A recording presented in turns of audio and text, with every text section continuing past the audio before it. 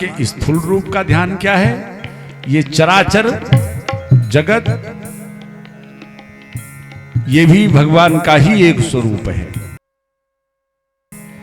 7 लोक पृथ्वी के नीचे और 7 लोक पृथ्वी के ऊपर। ऊपर ये जो पृथ्वी है ना, ये स्थूल रूप जो भगवान का है, ये भगवान की कमर है। और नीचे 7 लोक, अतल, वितल, सुतल, तलातल, महातल, रसातल और पाताल लोक। पाताल लोक भगवान का पाद तल है, यानी पैर का तलवा। 7 लोक इस पृथ्वी के ऊपर, भू, भुआ, स्वह, मह, जन, तप और सत्यलोक। सत्यलोक भगवान का शीर्ष है। तो इस चराचर ब्रह्मांड में जहां तक आपकी दृष्टि जाए, बस सिए राम में सब जग जानी, सिए राम में सब जग जानी, सिए राम में, सिए राम में, सिए राम में सब जग जानी,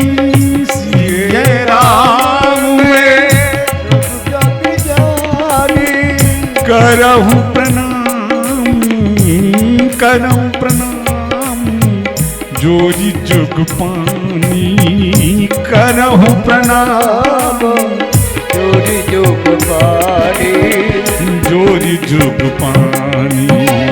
मधुरी मधुरे नाम राधे श्याम, राधे श्याम, मधुरे मधुरे मधुर मधुर नाम राधे श्याम, राधे श्याम, मधुर मधुर श्री राधे। मधुर मधुर नाम राधे श्याम, राधे श्याम, मधुर मधुर नाम राधे श्याम, राधे श्याम, मधुर मधुर नाम राधे श्याम, राधे श्याम, मधुर मधुर जय हो। श्याम, राधे श्याम।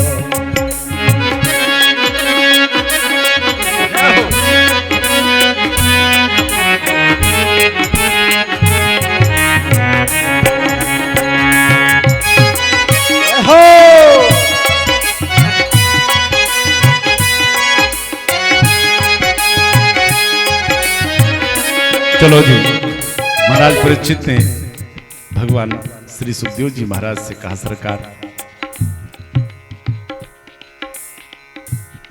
आपके बताए हुए मार्ग पर चल रहा हूं।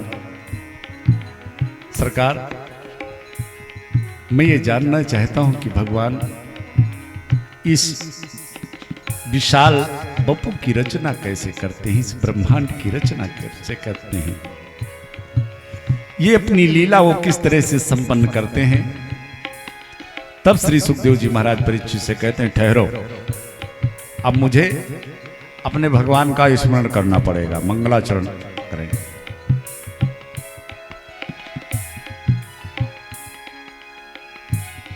लोगों ने पूछा कि भाई कोई कथा, कोई प्रारंभिक शुभ कार्य करना होता है तो मंगलाचरण पहले होता है, और श्री सुखदेव जी महाराज को अब ध्यान आया मंगलाचरण करने का। तो शायद इसका कारण यही है कि जब परीक्षित महाराज आए तो जो प्रश्न महाराज, जब श्री सुखदेव जी महाराज आए तो परीक्षित महाराज ने जो प्रश्न किया वो केवल सीधा सा प्रश्न कि जल्दी मरने वाले को क्या करना चाहिए, तो महाराज श्री सुखदेव जी बताने लगे।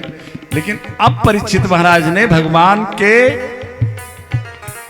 वैभव के बारे में प्रश्न किया है, भगवान के बारे में प्रश्न किया है, और भगवान के स्वभाव के बारे में, प्रभाव के बारे में, भगवान के वैभव के बारे में अगर उनका वर्णन करना है तो बिना भगवान की कृपा के ये संभव नहीं है। इसलिए अब श्री सुखदेव जी महाराज भगवान का स्मरण करते हैं और बड़े आश्चर्य की बात देखिए, जो मंगलाचरण करते हैं श्री सुखदेव जी महाराज, उसमें सर्वप्रथम वा शब्द का प्रयोग हो रहा है। और वह शब्द ये उस ब्रह्माक्षर का बीजाक्षर है। इससे ये स्पष्ट होता है कि भाई जो वस्तु हम खाते हैं डकार उसी की आती है। अब श्री सुखदेव जी के अंदर ब्रह्मानंद भरा हुआ है, तो जो पहला शब्द उनके मुंह से निकल रहा है वो भी वकार ब्रह्म का बीजाक्षर ही निकल रहा है। मंगलाचरण किया। मंगलाचरणों उपरांत सबसे पहले श्री सुखदेव जी महाराज ने भगवान के 24 अवतारों के बारे में बताया, क्योंकि दूसरा प्रश्न महाराज ऋषियों का था कि भगवान के शास्त्र के परिप्रेक्ष्य में अवतार कितने हैं। तो श्री सुखदेव जी महाराज कहते हैं, परीक्षित, भगवान के 24 अवतार, जिनमें पहला सनक सनंदन सनातन सनत कुमार ब्रह्मा जी ने प्रकट किया और कहा बेटा गृहस्थ जीवन का अनुपालन करके सृष्टि विस्तार करो। कहा ना बाबा, हम तो चले भजन करने। और भजन करके भगवान को जब संतुष्ट किया तो एक ही वरदान मांगा, कहा कि हम ऐसा करो सरकार कि हम हमेशा 5 वर्ष के ही बने रहे। क्यों? क्योंकि 5 वर्ष के बालक के अंदर कभी कोई प्रकार किसी प्रकार का विकार नहीं होता। इसलिए हमारे जो चारों भैया सनक सनंदन सनातन सनत कुमार हैं ना, ये हमारे पूर्वजों के भी पूर्वज होते हुए भी हमेशा 5 वर्ष के ही बने हैं। दूसरा अवतार परीक्षित बाराह का लिया। परीक्षित महाराज ने कहा, महाराज भगवान को सूकर बनना पड़ा, वो क्यों? तब श्री सुखदेव जी कहते हैं कि परीक्षित, भगवान के 2 पार्षद जय और विजय, एक बार श्री पराम्बा लक्ष्मी जी ने विचार किया कि हमारे ठाकुर जी 3 काम हमारे ठाकुर जी करते हैं बैकुंठ में से सैया पर लेटकर।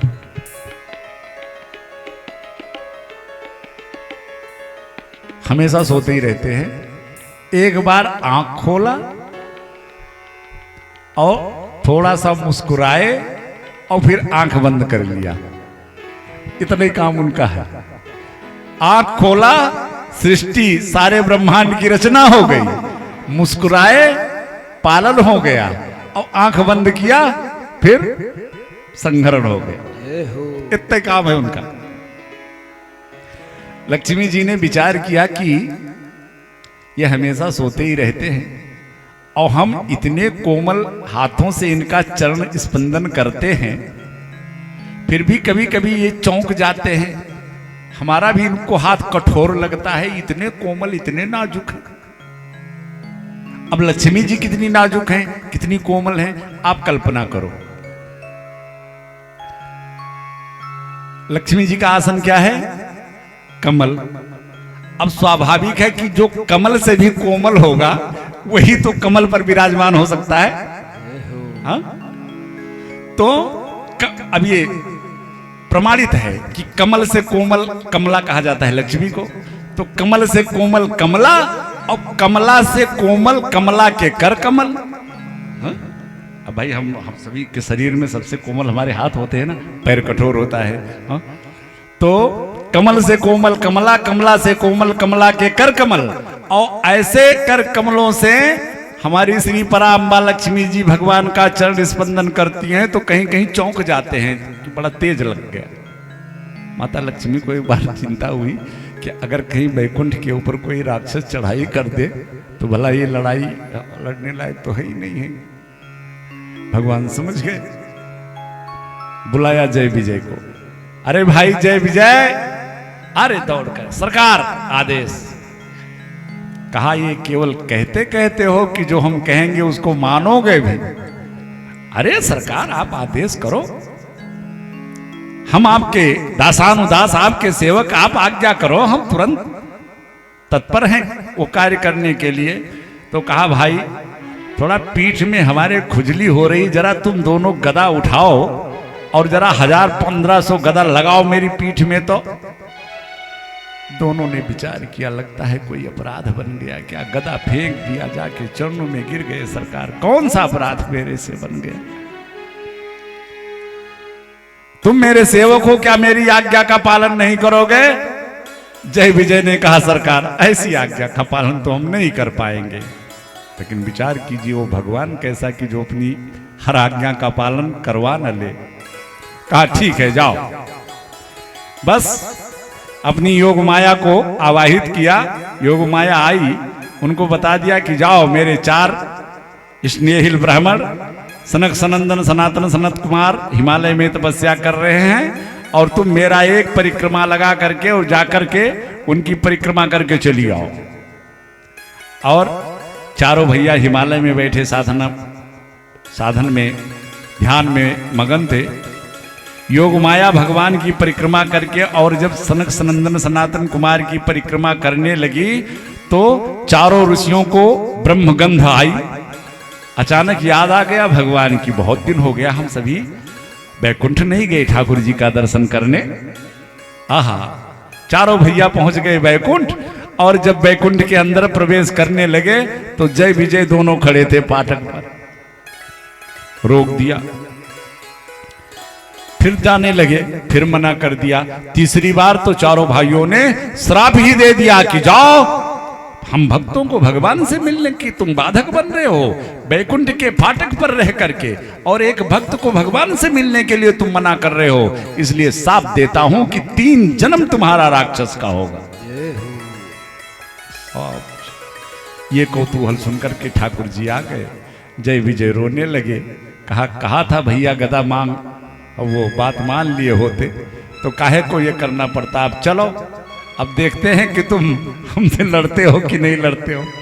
फिर श्री सुखदेव जी महाराज कहते हैं कि आज वही जय विजय महाराज कश्यप की महारानी दिति से हिरण्याक्ष और हिरण्याकश्यप का प्रादुर्भाव होता है। और हिरण्याक्ष इतना प्रभावशाली,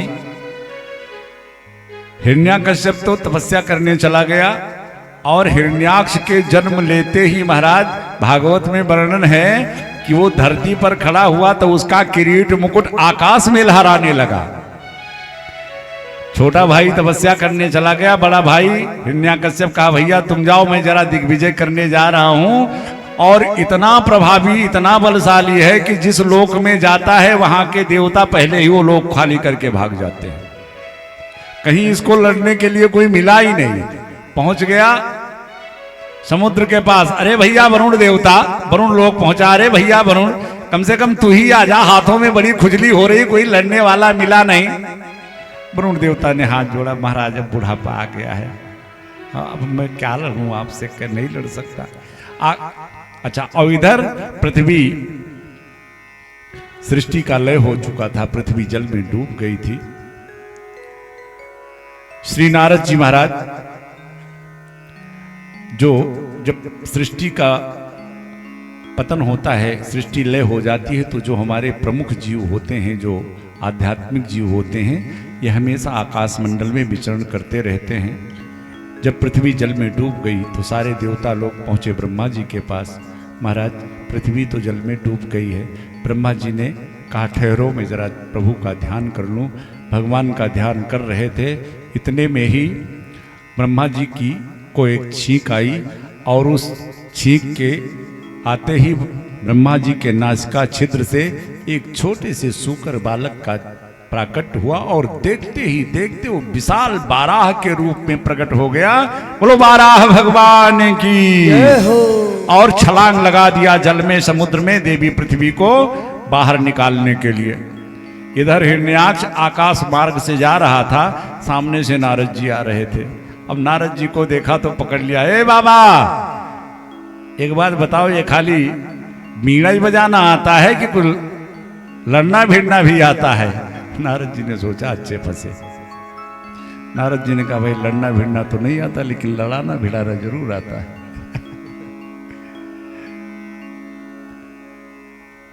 तो महाराज कोई मिल नहीं रहा, हाथों में बड़ी खुजली हो रही है, कोई लड़ने वाला मिला नहीं।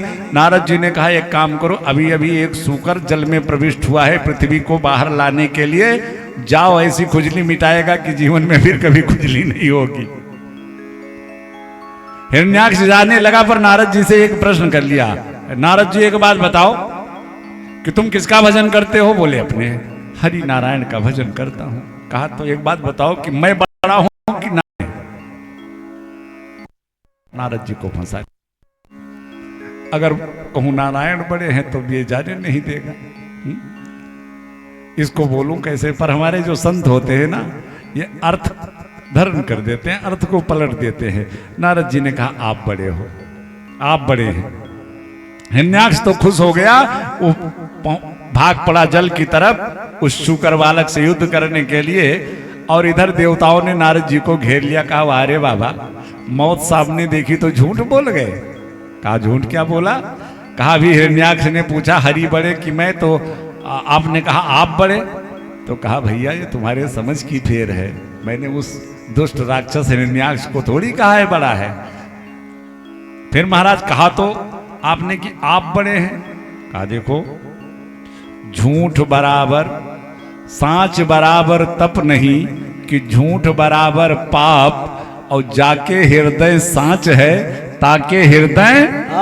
अरे आप नाम एक मेरे ठाकुर जी का भी है, इसलिए मैंने तो अपने ठाकुर जी को ही कहा ताके हृदय। इधर हिरण्याक्ष जल में प्रविष्ट हुआ। भगवान इस प्यारी पृथ्वी को अपनी दाढ़ों पर रख करके अपने दोनों विशाल आकार में अपने दांतों से दबाए हुए जल से बाहर निकल रहे थे। किसी ने पूछा दांतों पे, दाढ़ पे रख के दांतों से क्यों दबा रखा है? भगवान को पता था ना कि पीछे हिरण्याक्ष आ रहा है, तो उससे युद्ध भी करना पड़ेगा, तो हाथ खाली रखूं, हाथ से पकड़ के पृथ्वी ले जाऊंगा तो लड़ाई कैसे करूंगा? आ गया हिरण्याक्ष, पीछे से ललकारा भगवान। तो जब बाहर आ करके और पृथ्वी की स्थापना कर दी, तब पीछे मुड़े। इतना भयानक युद्ध हुआ है महाराज हिरण्याक्ष और हमारे ठाकुर जी का कि एक बार तो हिरण्याक्ष के प्रहार से भगवान के हाथ की गदा छूट गई। सारे देवता आश्चर्य में पड़ गए। प्रभु जल्दी कीजिए, रात्रि होने वाली है, और रात्रियों में इन राक्षसों की शक्ति बढ़ जाती है।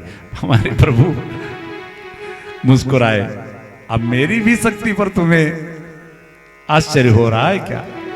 भगवान ने अंतिम क्षणों में घुमा के एक बाम हाथ से एक चांटा मारा। हिरण्याक्ष का तो सर ही धड़ से अलग हो गया। बोलो बाराह भगवान की जय हो। भगवान ने पृथ्वी की स्थापना कर दी। पर जब पृथ्वी को लेकर के भगवान जल से निकल रहे थे, तो देवी पृथ्वी को अभिमान आ गया कि मैं थोड़ी देर के लिए जल में क्या प्रविष्ट हुई, क्या डूबी? भगवान का मेरे बिना काम नहीं चलने वाला था। मुझको जल से निकालने के लिए इन्होंने सूकर रूप धारण कर लिया। और मेरे ठाकुर की प्रतिज्ञा है, उनके भक्त के अंदर और कोई विकृति आ जाए तो शायद उतना ध्यान नहीं दे दे, लेकिन यदि किंचित मात्र अभिमान आ जाए तो मेरे ठाकुर की ये घोषणा है, उर अभिमान न राखई काऊ, कृपा सिंधु तो मृदुल सुभाऊ। इसीलिए पृथ्वी को जल से निकलते ही समय ही, पृथ्वी तो थी भगवान की दाढ़ पर, लेकिन भगवान ने पृथ्वी को अपने प्यारे धाम वृंदावन का दर्शन कराया। पृथ्वी देख रही है, सुंदर हरियाली, सुंदर सुंदर वृक्ष, तमाम पक्षी कलरव कर रहे हैं। पृथ्वी सोचने लगी मैं तो इनकी दाढ़ पे हूं, पर ये दूसरी पृथ्वी, ये दूसरा लोक, ये क्या दिख रहा है? भगवान से पूछ लिया, प्रभु ये क्या है? पृथ्वी ने कहा ये मेरा प्यारा वृंदावन है। नहीं होता। अरे भगवान ने कहा, पृथ्वी प्रलय कालीन समय में भी मेरे वृंदावन का कभी नाश नहीं होता। पृथ्वी का तो अभिमान मानो चूर चूर हुआ। पृथ्वी को लगा था कि केवल मेरे बिना इनका काम नहीं चलता। पृथ्वी का अभिमान चूर हुआ। और इधर देखिए, तीर्थों के राजा कौन है? पुष्कर जी। तीर्थों के राजा प्रयाग, और तीर्थों के गुरु पुष्कर जी। तो एक बार तीर्थों के राजा प्रयाग जो है वो पहुंचे हमारे कृष्ण कन्हैया के पास। कहा सरकार आपने मुझे तीर्थों का राजा बनाया है। भगवान ने कहा हाँ बनाया है। तो कहा महाराज सारे तीर्थ मुझको कर देते हैं, लेकिन आपका वृंदावन ये मुझे कर नहीं देता। भगवान मुस्कुराए, कहा तीर्थराज मैंने तुम्हें तीर्थों का राजा बनाया है, अपने घर का राजा थोड़ी बनाया है, वृंदावन तो मेरा घर है। वृंदावन तो मेरा घर। एक बार मीरा से किसी ने पूछा, मीरा तुमने तो सकल तीर्थों का परिभ्रमण कर लिया, लेकिन एक बार बताओ सबसे सुंदर तीर्थ तुम्हें क्या लगा, कहां का लगा, सबसे प्यारा तीर्थ कौन सा लगा? मीरा ने तो बड़ी सहजता में उत्तर दिया,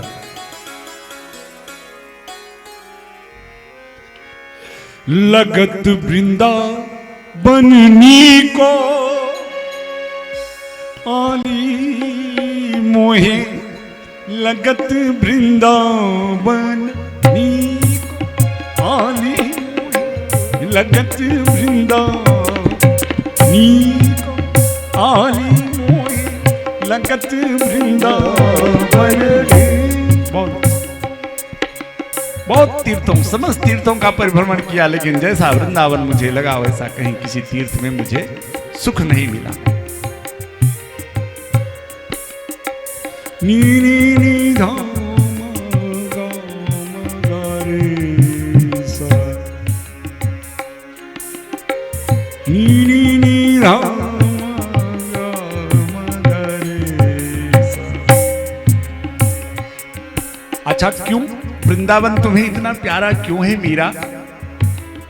मीरा कहती है सबसे बड़ी विशेषता तो वृंदावन की है, घर घर तुलसी ठाकुर पूजा, ठाकुर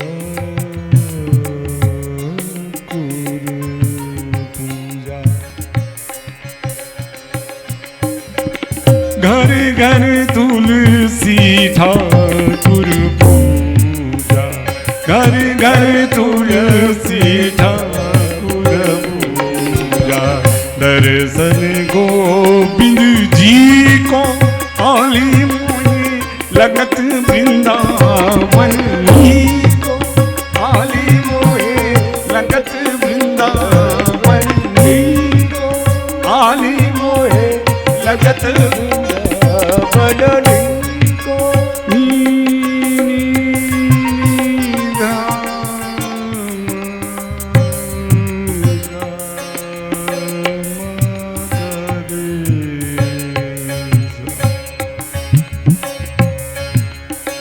घर घर तुलसी ठाकुर पूजा, घर घर तुलसी ठाकुर पूजा, दर्शन गोविंद जी को आली मोहे, लगत वृंदावन आली मोहे, लगत वृंदावनी को आली मोहे, लगत वृंदावनी वृंदावनी वृंदावन। तो वृंदावन की बड़ी महिमा समस्त संतों ने गाई, भगवान ने पृथ्वी की स्थापना कर दी। अब श्री सुखदेव जी महाराज यहां से सबसे पहले इस सृष्टि में ब्रह्मा जी को आदेश दिया कि आप इस सृष्टि का विस्तार करें। ब्रह्मा जी ने अपने वामांग से कन्या, दक्षिणांग से पुरुष। सबसे पहले पुरुष कौन है? महाराज मनु। और सबसे पहली कन्या इस भूमंडल की कौन है? महारानी शत्रुपा। कुछ लोग आज के समाज में कहते हैं कि महाराज मनुवादी लोग, वो मनु महाराज को अपने पूर्वज नहीं मानते। अब उनसे पूछा जाए कि ये कहाँ से टपक पड़े हैं। फिलहाल महाराज मनु और देवी शत्रुपा की 5 संतानें, 3 कन्याएं, 2 पुत्र। तो श्री सुखदेव जी महाराज सबसे पहले महाराज मनु के जो मझली बेटी हैं माता देवहूति का चरित्र चित्रण करते हैं। पहली कन्या जो महाराज मनु की हैं आकुति, इनका विवाह रुचि प्रजापति के साथ हुआ, जिनके यहाँ स्वयं यज्ञ नारायण भगवान अवतरित हुए। और दूसरी कन्या माता देवहूति, जो कि कर्दम ऋषि जी के साथ में जिनका पारिग्रहण संस्कार हुआ। और तीसरी कन्या है माता प्रसूति, जो दक्ष प्रजापति को ब्याही गई। लेकिन सबसे पहले वर्णन किया श्री सुखदेव जी ने महाराज माता देवहूति का चरित्र, कर्दम ऋषि को ब्रह्मा जी ने अपने छाया से प्रकट किया था। जब कर्दम ऋषि प्रकट हुए, ब्रह्मा जी ने कहा चलो गृहस्थ जीवन बिताओ, पहले ब्रह्मचर्य का पालन करके विद्या अध्ययन करो, उसके बाद गृहस्थ धर्म का पालन करो और फिर वैराग्य लेना। और यह वैराग्य बड़ा पक्का होता है, यही नियम है। पर कर्दम ऋषि भाग गए तपस्या करने, ना बाबा ये सब झमेले में मुझे नहीं पड़ना। लेकिन जब सैकड़ों वर्ष की तपस्या पूरी हो गई, दाढ़ी सफेद हो गई, जटाएं सफेद हो गई, गालों पे झुर्रियां पड़ गई, तो एक दिन दुनिया की तरफ जब देखा, तो जब गृहस्थ परिवार की तरफ देखा तो देखा भाई गृहस्थ जितने ही ये तो बड़े मस्त जीवन जी रहे हैं। घर में छोटे छोटे बच्चे पापा पापा कह करके बुला रहे हैं, सब कितना हंसी। कर्दम ऋषि जी के मन में अब आया कि काश पिताजी ने कहा था अगर मैंने भी गृहस्थी बसा लिया होता, मैंने भी गृहस्थ जीवन का आनंद लिया होता तो कितनी अच्छी बात थी। चलो अब कर लेते हैं। फिर ध्यान दिया अब इस बुढ़ापे में हमको कौन अपनी कन्या देगा। लेकिन फिर कर्दम जी ने कहा कोई बात नहीं, तब बल रचई प्रपंच विधाता, तपस्या से तो सब कुछ पाया जा सकता है, तपस्या करता हूं। अब की बार कर्दम ऋषि जी बैठे तपस्या करने तो सुंदर विवाह हो जाए इसलिए तपस्या कर रहे हैं। मेरे ठाकुर जी आगे कर्दम जी के पास सर पे हाथ रखा, क्या चाहिए? पर अब और कछु प्रथम वासना रही, प्रभु पद प्रीत सरिस सो वही। जब भगवान के चरणों का दर्शन हुआ तो वो कामना तो हट गई, पर वो भगवान कैसा कि अपने भक्त के हृदय में आए हुए किसी कामना को अधूरा छोड़ दे। कहा बाबा पर मैं तो आया था, जब आप तपस्या करने बैठे थे तो आपके मन में था कि मैं अच्छा घर वर देखकर अच्छी किस कन्या को देख करके विवाह करूं। तो आपके पास आने के पहले मैं आपका विवाह महाराज मनु की कन्या से तय करके आया और अब आप मना कर रहे हो। तब कर्दम जी ने कहा सरकार जब आप तय कर आए हो तो अब मन में तो था ही, लेकिन थोड़ा सा संकोच था भगवान से। जब आप तय कर आए हो तो आपकी आज्ञा का उल्लंघन थोड़ी करेंगे। पर कर्दम जी ने भगवान से एक शर्त रख दिया, कहा सरकार विवाह तो मैं करूंगा लेकिन एक शर्त यह है कि आपको स्वयं मेरे घर बेटा बन करके। भगवान ने कहा कोई बात नहीं। तो कहा ठीक है। तो अगले दिन महाराज मनु अपनी पुत्री को लेकर के आएंगे और नखरे वगैरह मत दिखाना, सीधे सीधे विवाह कर ले। जाकर के महाराज मनु को प्रेरित किया। अगले दिन महाराज मनु देवी शत्रुपा को लेकर के और अपनी पुत्री देवहूति को लेकर के कर्दम ऋषि महाराज की कुटिया पे आ रहे हैं। तीनों को आते देख कर्दम जी ने विचार किया कि लाओ इतनी बड़ी साम्राज्य की कन्या है, थोड़ा सा परीक्षण ले लूं, क्या एक संत के साथ निर्वाह कर पाएगी। 3 आसन बिछा दिया कर्दम ऋषि ने अपने हाथों से। महाराज मनु आए, प्रणाम किया, एक आसन की तरफ इशारा कर दिया। एक आसन पर महाराज मनु बैठ गए, दूसरे आसन पर माता शत्रुपा बैठ गई और तीसरा आसन जो खाली था वो देवी देवहूति की तरफ कर्दम ऋषि ने इशारा किया, देवी आप भी विराजो। माता देवहूति उस आसन के पास पहुंची पर विचार किया कि अगर पति के द्वारा बिछाए हुए इस आसन पर मैं बैठ जाती हूं तो हो ना हो कहीं ना कहीं ये पति के द्वारा ली हुई सेवा बन जाएगी और ये पातिव्रत धर्म के अनुकूल नहीं। धन्य है माता देवहूति, कैसे धर्म का पालन कर रही हैं। पर आदेश है देवी आसन पे आप भी बैठो। माता देवहूति उस आसन के बगल में बैठ करके और उस आसन पर अपना दाहिना हाथ रख देती है। कर्दम ऋषि के तो नेत्र सजल हो गए, वाह। चलो जी, महाराज मनु ने कहा सरकार मेरी इस पुत्री को आप स्वीकार कीजिए। महाराज कर्दम ऋषि ने यहाँ भी एक शर्त रख दिया, देवी मैं तुमसे विवाह तो करूंगा लेकिन एक संतान होते ही, एक पुत्र होते ही मैं फिर वन को चला जाऊंगा, फिर वैराग्य ले लूंगा। क्योंकि कर्दम जी को पता है कि संतान में आएंगे तो भगवान ही आएंगे, फिर तो क्या लेना देना है जीवन से। माता देवहूति ने कहा सरकार आप तो एक संतान की बात करते हो, आपके सानिध्य में अगर मुझे 2 क्षण भी पत्नी रूप में आपने मुझे स्वीकार कर लिया तो मेरा जीवन धन्य। अपनी पुत्री को वहीं छोड़ करके और महाराज मनु और देवी शत्रुपा तो चले गए। श्री करदम जी माता देवहूति को लेकर के कुटिया में पहुंचे और जब कुटिया में पहुंचे तो अजीब विडंबना, माता देवहूति ने नीचे देखा तो जगह जगह तमाम छिद्र कुटिया में तमाम बिल हैं, किसी में चूहा बैठा है, किसी में सांप बैठा है, किसी में मेढक बैठा है, कहीं कुछ कहीं कुछ। माता देवहूति ने कहा सरकार ये सब क्या? कहा देवी इस कुटिया को सब अपना समझते हैं, अपना घर समझते हैं। अच्छा ऊपर देखा तमाम चिड़ियों के घोंसले छोटे छोटे, हर जगह बच्चे चहचहा रहे हैं। ये कहा बता दिया ना कि ये सब इस कुटिया को अपना समझते हैं। तो कहा सरकार तो एक बात बताओ, कहीं हमारे आपके रहने का भी स्थान है इस कुटिया में का कि इन्हीं सभी लोगों के लिए? तो करदम ऋषि ने कहा देवी वो कोने में जो देखो ना 1.5-2 फीट का जो एक आसन था, अब तक अकेला रहता था, साधन भजन में ही लगा रहता था। 2-4 मिनट 2-4 घंटे जो कभी अवसर मिला तो उसी आसन पर मैं विश्राम कर लेता था। अब तुम आ गई हो इस कुटिया में, अब इस घर को अपने ढंग से सजाओ संवारो जैसे आपकी इच्छा। अच्छा आप तो इस कुटिया को सजाओ संवारो और मैं जरा चल करके भगवान का भजन कर लूं। करदम ऋषि जी भजन के लिए बैठे तो भागवत में लिखा है कि 40 वर्ष की समाधि उनकी लगी। 40 वर्ष समाधि में ही।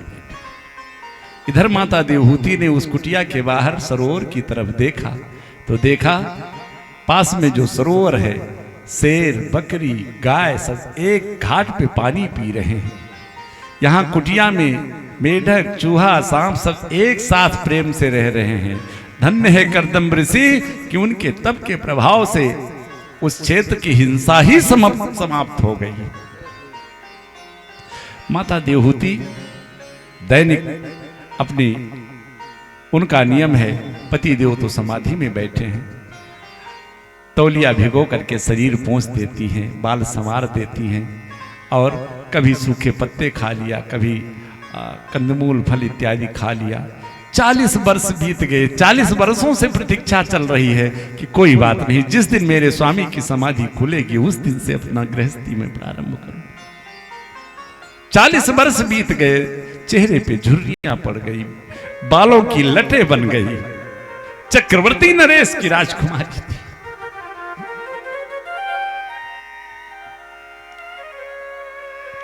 चालीस वर्षों के उपरांत देखने में एक वृद्धा माता सी लगने लगी। 40 वर्षों ऋषि जी की आंख खुली, देखा कुटिया पे कोई बैठा है। माता देवहूति दौड़ के आई, चरणों में प्रणाम किया। करदम जी ने पूछ लिया देवी तुम कौन हो? कहा लो, अब पहचानने से भी गए। महाराज आपको याद है कि आज के 40 वर्ष पहले कोई राजा आए थे जो अपनी पुत्री आपको दे करके गए थे। करदम ऋषि जी ने कहा हाँ तो देवी तुम वही हो, और तुम अपने पिता के घर नहीं गई? माता देवहूति ने कहा सरकार पिता के घर से बेटियां डोली में आती हैं, लेकिन अपने ससुराल से तो अर्थी पे ही जाती है। कितना बड़ा त्याग है।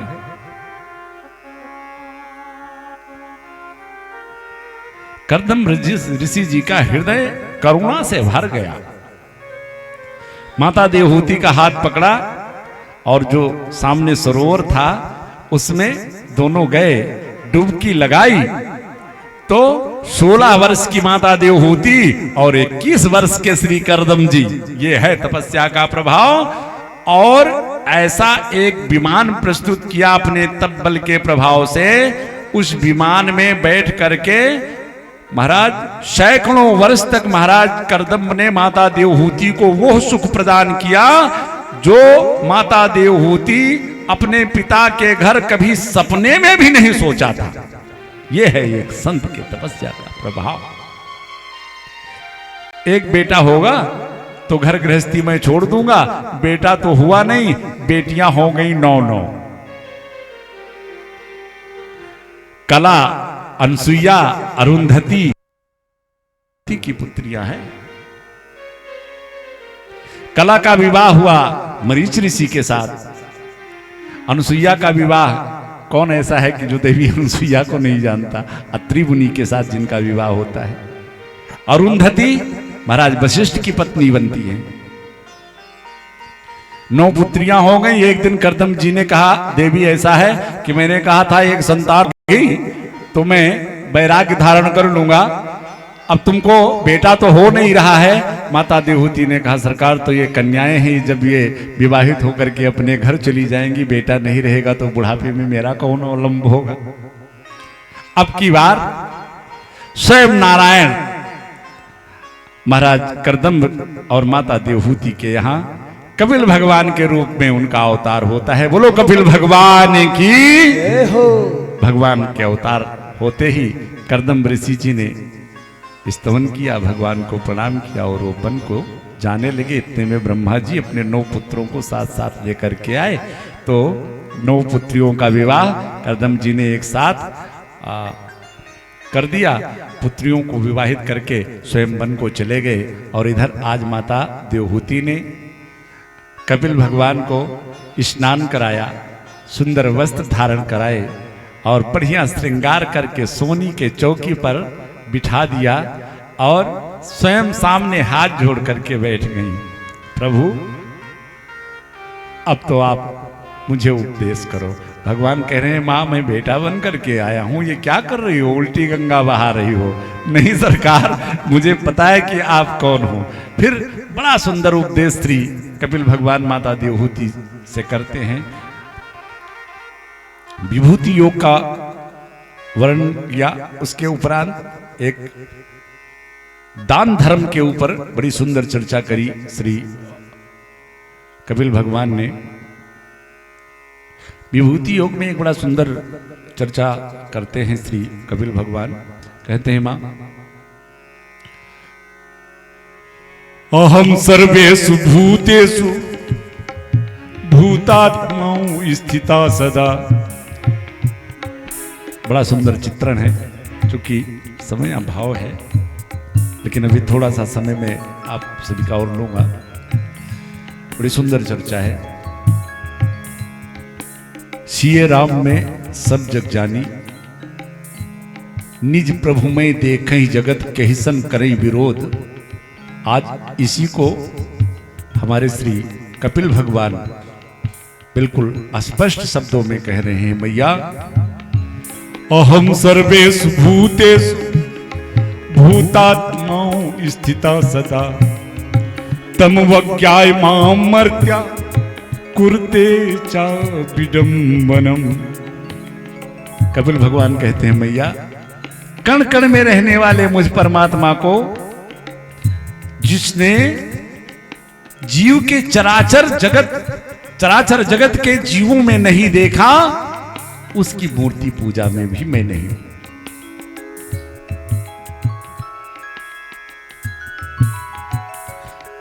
उसकी मूर्ति पूजा ठीक उस प्रकार है जो मंदिर में तो मूर्ति में मुझे देखता है, मूर्ति में भगवान को देखता है, और बाहर के जीवों से जो घृणा करता है उसकी मूर्ति पूजा ठीक उसी प्रकार है जैसे राख में किया हुआ हवन।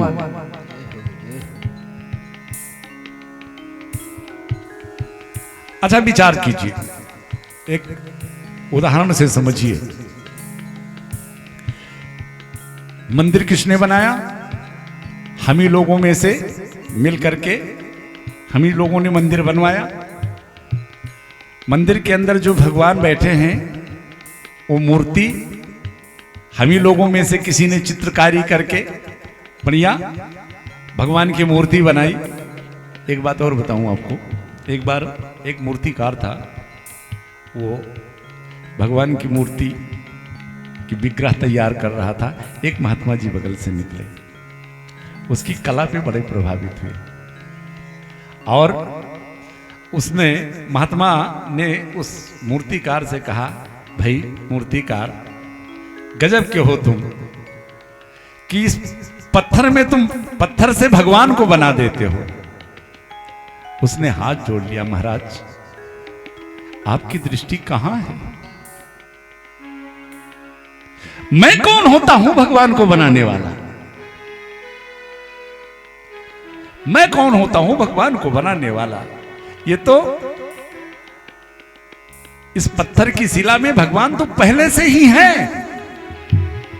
मेरा काम तो यही है कि जो फालतू का पत्थर है उसको मैं इसमें से छांट के अलग कर देता हूं, भगवान उसी में प्रकट हो जाते हैं। भगवान तो इसमें है।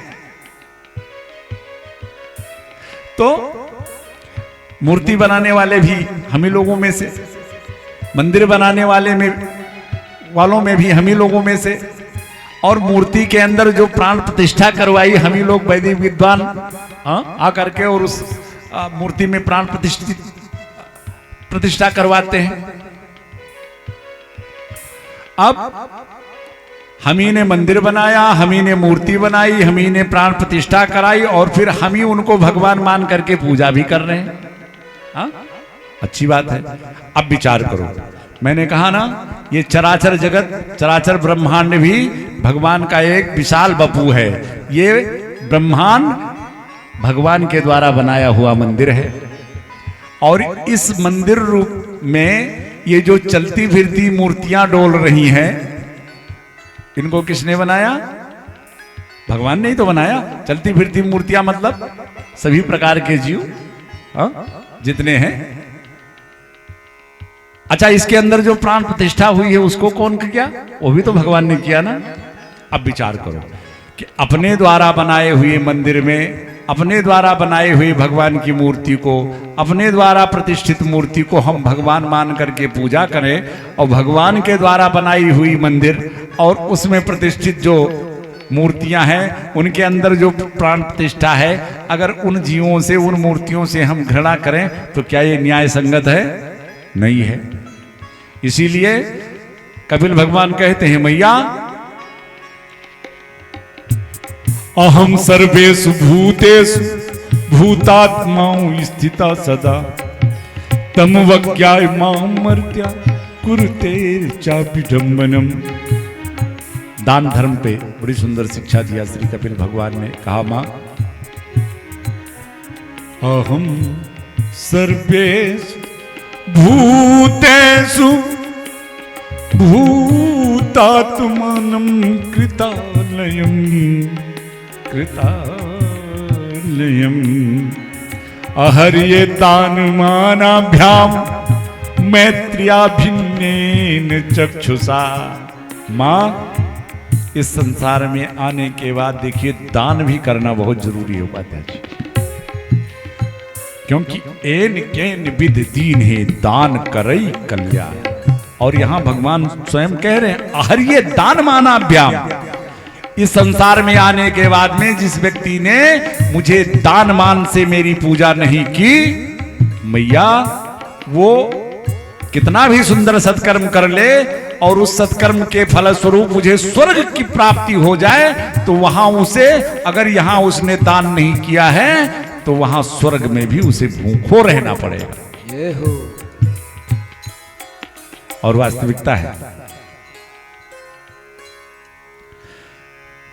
एन केन विधि ने दान करई कल्याण।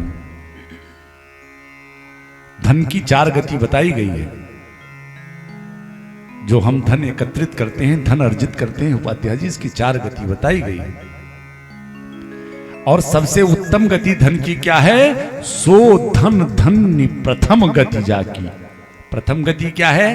कि जिस धन को भगवत चरणारविंद से जोड़ दिया जाए, भगवत कार्य के लिए खर्च किया जाए, अतिथि सेवा के लिए खर्च किया जाए, धर्म कार्य के लिए खर्च किया जाए, वो प्रथम गति का सदुपयोग है धन का।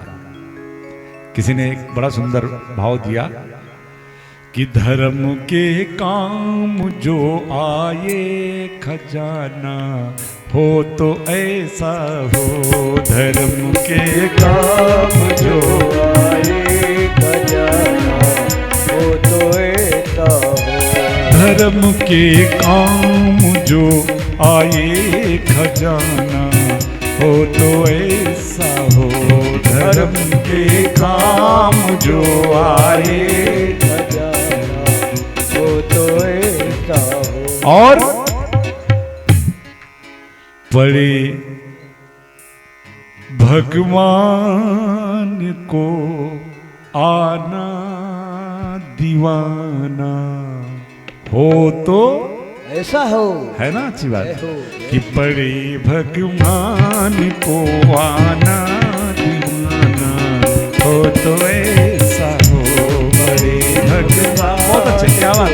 आना दीवाना हो तो ऐसा हो, धर्म के काम जो आए खजाना हो तो ऐसा हो, धर्म के काम जो आए खजाना हो तो ऐसा हो। और देखो,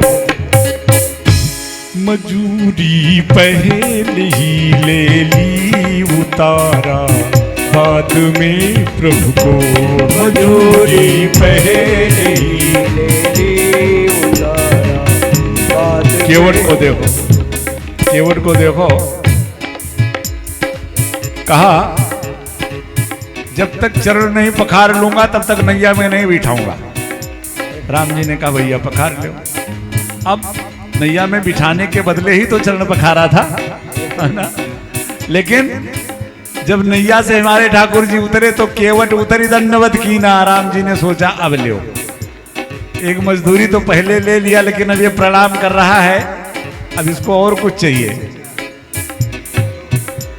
मजूरी पहले ही ले ली उतारा, बाद में प्रभु को मजूरी पहले ही ले ली उतारा, बाद में प्रभु को ए मजूरी फेर कर चाहे, मजूरी फेर कर चाहे सयाना हो तो ऐसा हो, मजूरी फेर कर चाहे सयाना हो तो ऐसा हो, बयाना हो तो ऐसा हो। देखो कन्हैया ने चक्र का प्रयोग किया और चक्र से कटी थी जब अंगुली तुम्हारी तो फाड़ के बांधी मैंने सारी।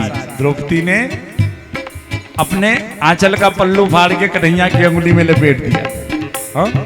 और बहुत सारी महारानियां थी, कोई दौड़ी फर्स्ट एड रूम में कि लाओ कोई पट्टी लाओ, कोई कपड़ा लाओ, कहीं कुछ। हाँ? लेकिन धन्य है देवी द्रौपदी, बहुमूल्य साड़ी पहने हुए थी लेकिन ये नहीं देखा मेरे कान्हा की अंगुली में चोट लगी, साड़ी फाड़ करके तुरंत लपेट दी। लेकिन धरा सा देखिए, जरा सी चीर क्या फाड़ी लपेटा अंगुली में मोहन के, जरा सी चीर क्या फाड़ी लपेट अंगुली में मोह। अरे ज्यादा से ज्यादा इतना बड़ा टुकड़ा बांधा होगा अंगुली में ना। लेकिन देखिए अवसर आया उस कुरुवंश में, उस हस्तिनापुर के उस राज साम्राज्य में, जब दुशासन ने द्रौपदी के आंचल को पकड़ लिया, टेर लगा दिया द्रौपदी ने, भैया अब बारी तुम्हारी है। जरा सी चीर क्या फाड़ी लपेटा अंगुली में मोहन के, जरा सी क्या भारी अंगुली में मोहन। परिणाम 10,000 हाथियों का बल रखने वाला दुशासन, लेकिन 10,000 गज बल थक्यो और घट्यो न 10 गज चीर। हाँ? जरा सी चीर क्या भारी लपेटा अंगुली में मोहन के, लगे अंबार अंबर के बयाना हो तो ऐसा हो, लगे अंबार अंबर से बयाना हो तो ऐसा हो, धर्म के काम जो आए खजाना हो तो ऐसा हो, धर्म के काम जो आए खजाना हो तो ऐसा। तो इस तरह एन केन विधि दीने, एन केन विधि दीने दान करई कल्याण। यही बात कपिल भगवान अपनी माता देवहूति को कह रहे हैं, मैया अहम सर्वेषु भूतेषु भूत भूतात्मानं कृतालयम् अहर्ये दान मानाभ्याम मैत्र्याभिन्नेन चक्षुषा। बड़ा सुंदर चित्रण होता है। फिर माता देवहूति भगवान के इस उपदेश को सुनते सुनते भक्ति की 9वीं परिस्थिति में पहुंच गए। भक्ति की 9 परिस्थितियां होती हैं और 10वीं परिस्थिति में जीव जाते जाते वो जल के रूप में परिणित हो जाता है। माता देवहूति जैसे ही 9वीं परिस्थिति को पार किया, 10वीं भक्ति के 10वीं परिस्थिति में पहुंची। जल के रूप में उनका संपूर्ण विग्रह, संपूर्ण शरीर जल के रूप में परिणित हो गया और एक सिद्धता नदी के रूप में वहीं बह चला। कपिल भगवान ने उसी नदी में आचमन किया और स्वयं पधार गए गंगा सागर और वहाँ जाकर के गंगा सागर आश्रम में वही भजन करने लगे, वही साधन भजन करने लगे। बोलो भक्त भगवान की जय हो, भक्त वत्सल भगवान की जय हो, श्री बांके बिहारी लाल की जय हो। यहीं से आगे की कथा आप कल सुनेंगे। कल हमारे यहाँ इस पंडाल में हमारे श्री कृष्ण कन्हैया का जन्मोत्सव मनाया जाएगा और हमें चाहेंगे कि ज़्यादा नहीं, एक भाई को और एक माता बहने को और लेके आ जाए तो खूब आनंद आ जाएगा। और हमारे उपाध्याय जी का पूरा परिवार तो चलिए खूब आनंद में है ही है। कल खूब और बड़ी कृपा हम संतों के ऊपर हमारे ठाकुर जी की है। देखो, हिंद में प्रतिवर्ष ये आती है नवमी राम की और अष्टमी हमारे श्याम की। साल में एक बार पूरा विश्व, पूरा भारत और भारत क्या, अब तो विश्व में भी हमारे प्रभु श्री राम का जन्मोत्सव और हमारे श्री कृष्ण कन्हैया का जन्मोत्सव खूब धूमधाम से मनाया जाता है। लेकिन कितनी बड़ी कृपा उनकी हम संतों के ऊपर है कि हिंद में प्रतिवर्ष ये आती है नवमी राम की, राम का सुमिरन करा जाती है नवमी राम की। लेकिन हम लोगों के ऊपर कितनी बड़ी कृपा है कि हर हफ्ते अपने ठाकुर जी के जन्मोत्सव मनाने का अवसर, कहीं आज आपके पंडाल में है तो यहाँ से जाने के बाद गोंडा वाले पंडाल में, हाँ कितनी बड़ी कृपा उनकी है। ये ठाकुर जी की बड़ी कृपा है। तो हमारे ऊपर तो कृपा है ही है, आप लोगों के ऊपर भी ठाकुर जी की ये बड़ी कृपा हुई है कि कल इस पंडाल में हमारे कृष्ण कन्हैया का खूब धूमधाम से जन्मोत्सव मनाया जाएगा। आप ज़्यादा से ज़्यादा संख्या में आने का प्रयास करें। और आइए, चूँकि चर्चा चली थी माता अनुसुईया की, अभी 10 मिनट का समय है हमारे पास, तो माता अनुसुईया को इस जगत में कौन नहीं जानता। जब इस जगत में माता अनुसुईया का प्रभाव फैल गया तो एक दिन माता अनुसुईया के इस प्रभुत्व का जब तीनों देवियों यानी ब्रह्माणी, लक्ष्मी और माता सरस्वती को, माता पार्वती को ये पता चला तो थोड़ी सी स्पृहा हो गई कि पृथ्वी लोक पे, और नारद बाबा होते हैं आग लगाने वाले, पहुंच गए। कहा अब चलो पृथ्वी से पत्ता साफ। क्यों? कहा वहां तो बनसुईया की पूजा होगी। तीनों देव अपने अपने घर आए। माता पार्वती ने भगवान शंकर से, ब्रह्माणी ने ब्रह्मा जी से, माता लक्ष्मी ने कहा एक काम करो, जाओ जरा अनुसुईया की परीक्षा लियो। कहा देवी ना भेजो तो अच्छा है। कहा नहीं जाओ। अब चले तीनों लोग, विचार किया क्या जाए। तो तीनों लोग पहले तो साधु का वेश बनाया, पहुंच गए माता अनुसुईया के द्वार पर। भिक्षाम देहि। माता अनुसुईया भिक्षा लेकर के घर से निकली। भगवान भोले बाबा को भगवान विष्णु ने आगे किया। कहा बाबा आप ही बात करो। बाबा पीछे हट गए। कहा सबसे बूढ़े बुजुर्ग ये पितामह ब्रह्मा जी हैं, यही बात करेंगे। ब्रह्मा जी को आगे कर दिया। ब्रह्मा जी ने कहा देवी हम ये भिक्षा नहीं लेंगे। बोले फिर क्या? कहा हम भूखे हैं, भोजन करेंगे। अरे सरकार बड़ी कृपा, हम गृहस्थों के यहाँ संत आ जाए भोजन। चलिए रसोई तैयार है। कहा पर शर्त ऐसी है कि ऐसे भोजन नहीं करेंगे। फिर कहा बिना वस्त्र होके तुम भोजन परोसोगे तो हम भोजन करेंगे। माता अनुसुईया ने विचार किया साधु होकर के ऐसी बात करना आंख बंद किया और अपने पति के चरणों का ध्यान किया तो देख लिया कि वास्तव में ये तीनों हैं कौन। और देखा तो कौन थे कि एक माथे चंदा यानी भगवान शंकर और एक चतुरानंद यानी भगवान ब्रह्मा और एक थे चक्र संभाले।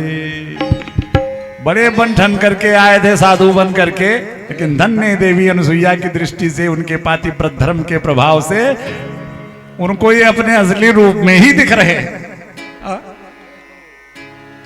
कि एक माथे चंदा एक चतुरानंद एक थे चक्र संभाले। शर्त कर दिया है कि बिना वस्त्र के भोजन परसोगे तभी खाएंगे, और गृहस्थ के घर से अगर कोई याचक बिना भोजन किए बिना भिक्षा लिए लौट जाए तो ये गृहस्थ धर्म टूट जाएगा। जब मैया ने देख लिया कि ये तो एक शंकर जी, ब्रह्मा जी और भगवान नारायण ये मेरी परीक्षा लेने के लिए भेजे गए हैं, तो अपने पति देव के चरणों का ध्यान किया। बस हुआ क्या, ये तीनों 6-6 महीने के बालक बन गए। और जब 6-6 महीने के तीनों बालक बन गए तो मैया अनुसुईया ने छोटे बच्चे से क्या बढ़िया हलवा बनाया। हलवा बना करके तीनों छोटे छोटे बालकों को खिला करके 3 सुंदर सा पालना मंगा करके और कुटिया में अपने आश्रम में तीनों। ब्रिजेश बैठ जा, बैठ जा, भी रुक जा। अब एक माथे चंदा एक चतुरानंद और एक थे चक्र संभाले। पालने में लेट तो गए, लेकिन वो उनको टुकुर टुकुर देख रहे हैं, वो उनको टुकुर टुकुर देख रहे हैं। मजा तो खैर खूब आ रहा है। अब ब्रह्मा बाबा बताओ, अब 6 महीने के बालक बने पालने में लेटे हैं। जय हो। कि एक माथे चंदा एक चतुरानंद एक थे चक्र संभाले।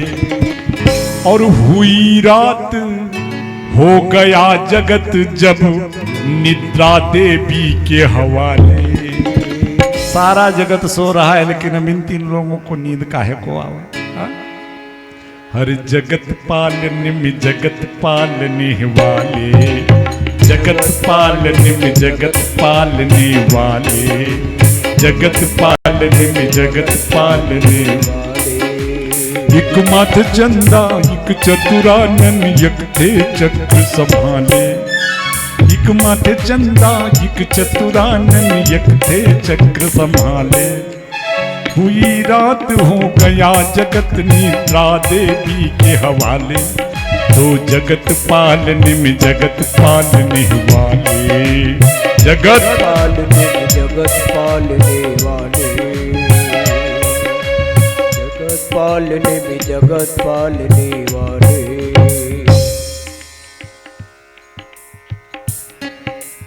6 महीने हो गए। 6 महीने खूब मस्ती में बढ़िया मैया अनुसुईया के पालने में झूल रहे हैं। उधर 6 महीने के बाद में तीनों देवियां इकट्ठी हुई, माता पार्वती, ब्रह्माणी और माता लक्ष्मी। सोचा 6 महीने हो गया, भेजा था परीक्षा के लिए, लेकिन कुछ अता पता लता है नहीं। देवियां तीनों घबरा रही हैं, बैठी आपस में बतला रही हैं। आएंगे बहना स्वामी हमारे, ऐसे कह के मन बहला रही हैं, ऐसे कह के मन बहला रही है। इतनी चर्चा आपस में, अरे हो गया होगा, कहीं इधर उधर चले गए होंगे, आ जाएंगे, कोई घबराने की बात नहीं है। अभी ये चर्चा चली रही थी उपाध्याय जी की, इतने में आई नारद जी ज्ञानी। नारद बाबा आ गए, और जब नारद जी को देखा तो इन तीनों ने सोचा अब कुछ लता पता मिलेगा जरूर।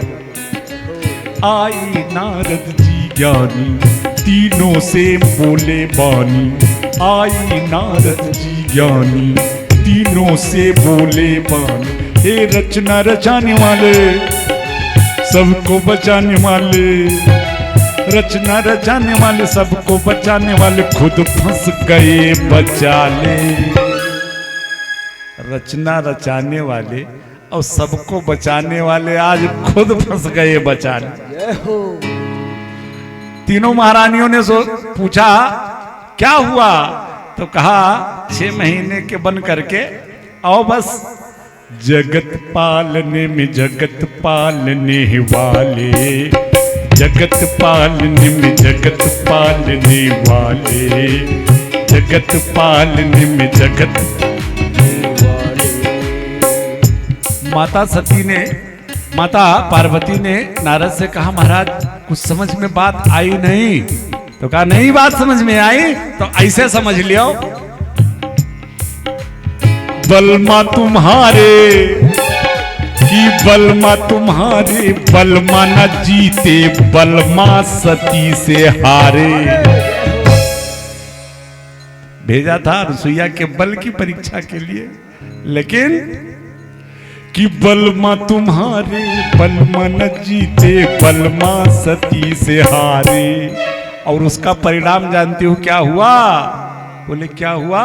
कहा लालन बनकर खेले सजन तुम्हारे, अब लालन बनकर खेले सजन तुम्हारे, अजी लालन बनकर सजन तुम्हारे। तब तक ब्रह्माणी जी आ गई, कहीं हमारे 80 बरस वाले, अरे कहा उनकी तो पूछो बात। ब्रह्मा की ललकारियां भर रहे हैं, ब्रह्मा की ललकारियां भर रहे हैं, ये विष्णु के अश्रु भी गिर रहे हैं, विष्णु के अश्रु गौरपति जो तुम्हारे हैं शंकर, गौरपति जो तुम्हारे हैं शंकर, ये बालक बनकर लीला कर रहे हैं, बालक बनकर लीला कर रहे हैं। कलमा नहीं है ये छल मचल गए, आज कलमा नहीं है छल मचल गए, बलमा बलम तुम्हारे और लालन बनकर खेले सजन तुम्हारे, लालन बनकर खेले सजन तुम्हारे। अच्छा महाराज तब इनको वापस कैसे लावें? कहा परीक्षा लेने के लिए भेजा था ना, अब ये कई चारा है कि वो मिल सकते हैं। बोले क्या? कहा देखो वो माता अनुसुईया के बालक बन गए, अब एक काम करो तुम तीनों लोग उनकी बहू बन करके जाओ, और अगर ये रिश्ता स्वीकार कर लेगी मैया, तुमको अपना बहू मान लेगी, तब तो पाओगी नहीं, कोई गारंटी नहीं है कि अब दोबारा मिल ही जाए, है ना। अब क्या किया, तीनों देवियां पहुंची माता अनुसुईया के पास और कहा मैया, माता करुणा मई करुणा कर दो, माता करुणा मई करुणा कर दो, कर हमारे कर, कर हमारे कर करुणा का कर दो, बिना आपकी कृपा के अब ये संभव नहीं है। मैया ने पूछा भाई तुम तीन तीन ये कहां से चली आई हो? तब तीनों ने कहा मां आ गए मैया पति हैं हमारे। कहा कहाँ है? कहा बस ये आपके पालने में जो बैठे। आ गए मैया पति हैं हमारे, आ गए मैया पति हैं हमारे, कर कृपा उनको, कर कृपा उनको अब मुक्त कर दो। माँ इतनी कृपा कर दो कि वो हमारे पति हैं, उन्हें अब आप मुक्त करो। माता पर अनुसुईया ने कहा भाई चलो तुम्हारे पति हैं तो जाओ जाओ भाई ले लो अपने अपने। अब ये तीनों पहुंची पालने के पास। तो जब आए थे तो एक माथे चंदा युग चतुरानन एक थे चक्र संभाले। अब यहाँ तीनों पालने में एक ही जैसे लेटे हैं। अब बड़ी समस्या हुई, सोच रही कहीं बदल ना जाए। हाँ? समस्या उत्पन्न हो गई, एक जैसे कहीं ये बदल ना जाए। जब समझ में बात नहीं आई तो पुनः माता अनुसुईया के पास ही तीनों देवियां जाती है। मां कृपा करो। क्या कहा? मैया पहचान नहीं पा रही हूं। तो माता अनुसुईया ने भी थोड़ा मखौल किया। कहा भाई अब एक काम करो, जिसके जो तुम जानो अपने अपने पहचानो। अपने पहचानो। पर मां की कृपा हुई और तीनों देव अपने असली रूप में आए। तो मैया के हाथ से 6 महीने से हलवा खा रहे थे, दूध पी रहे थे। मां पे बड़ी करुणा उत्पन्न हुई। तीनों देवों ने कहा मां जो कुछ भी वरदान मांगना है मांग। मैया ने कहा वाह रे प्रभु, बस और तो कोई कामना नहीं है, लेकिन एक बात है कि 6 महीने से तुम्हारी सेवा करते करते अब इतना स्नेह हो गया है, बालापन वात्सल्य इतना उमड़ आया है कि तुम चले जाओगे तो ये कुटिया सूनी हो जाएगी। इसलिए मेरे प्रभु ब्रह्मा सृष्टा है विष्णु करते पालन। ब्रह्मा सृष्टा है विष्णु करते पालन। शिव संहारक बन करते संचारण। शिव संहारक बन करते संचालन। अब देखिए मांगा क्या माता अनुसुईया ने। जय हो। अगर देना है, अगर देना है तो अपने अंशों से। अगर देना है तो अपने अंशों से। एक एक करके 2-3 बालक। एक एक करके 2-3 बालक। तीनों देवों ने कहा यो मस्त मैया। अब देखिए तीनों देवों की कृपा से भगवान के 24 अवतारों से 3 और अवतार ही प्रकट हो रहे हैं। दुर्वासा क्रोधी ध्यानी, जो कि हमारे भगवान के भी ये अवतार है। दुर्वासा क्रोधी ध्यानी, दुर्वासा क्रोधी ज्ञानी। दत्तात्रेय महाज्ञानी। दत्तात्रेय महाज्ञानी। भगवान शिव के अंश से श्री दुर्वासा जी और ब्रह्मा जी के अंश से श्री दत्तात्रेय जी और विष्णु वंश से हुए चंद्रमा सुधा पिला देने वाले। हुई रात हो गया जगत निद्रा दे हवाले। तो जगत पालने में जगत पालने वाले। जगत पालने में जगत पालने वाले। जगत पालने में जगत पालने वाले।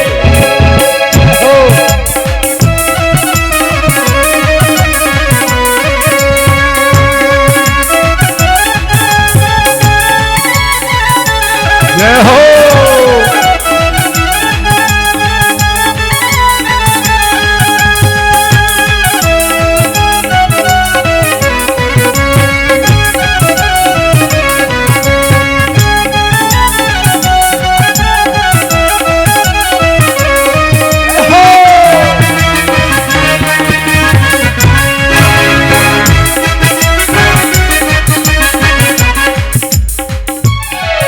गोविंद मेरो है, गोपाल मेरो है। गोविंद मेरो है, गोपाल मेरो है। गोविंद मेरो है, गोपाल मेरो है। गोविंद मेरो है, गोपाल। के बिहारी नंदलाल मेरो है, श्री बाके बिहारी नंदलाल मेरो है। श्री बाके बिहारी नंदलाल मेरो है, श्री बाके बिहारी नंदलाल मेरो है। गोविंद मेरो है, गोविंद मेरो है। गोपाल मेरो है, गोपाल मेरो है। गोविंद मेरो है, गोविंद मेरो है। गोपाल मेरो है, गोपाल मेरो है। श्री बाके बिहारी नंदलाल मेरो है, श्री बाके बाके बिहारी नंदलाल मेरो है।